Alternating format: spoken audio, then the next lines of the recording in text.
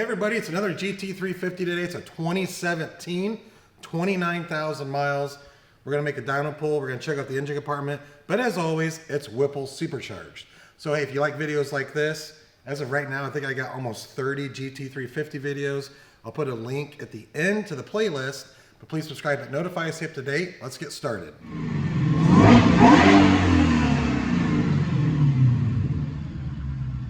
Alright everyone, I'm Brent from Brenspeed. Today we're going to take a look at this GT350. Here's what's going on. I have Doug with me. We'll go down in just a second, take a little closer look at the engine compartment. But it's our standard recipe. So we got the Gen 5 Whipple Supercharger, and we also have our cooling mods, as well as billet oil pump gears. So we installed billet oil pump gears. When this car came in, it was pretty stock. It does have a muffler delete system. I was a little skeptical about that. It actually sounds pretty good.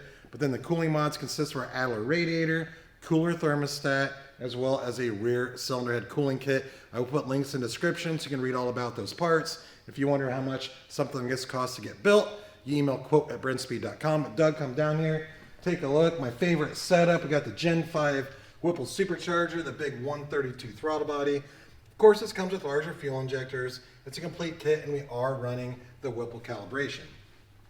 So this car is getting shipped back as soon as we're done here to California. And the Whipple calibration will work if you are over here where we are in Indiana. You got 93 octane. You're in California, you got 91 octane.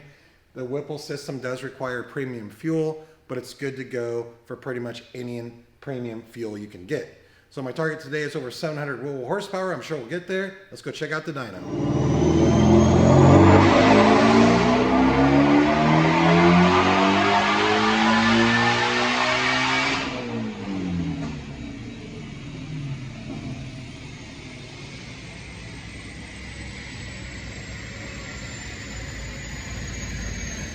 Okay, I love it. Doug, look at this.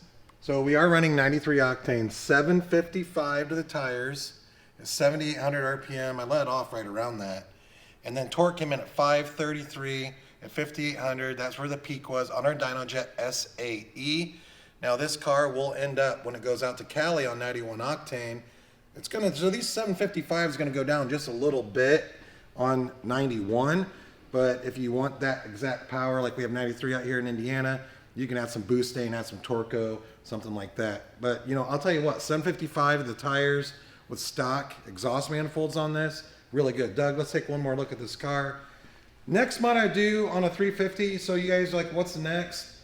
You know, maybe a set of headers, high flow cats, but because California is super strict, that may not happen on this car.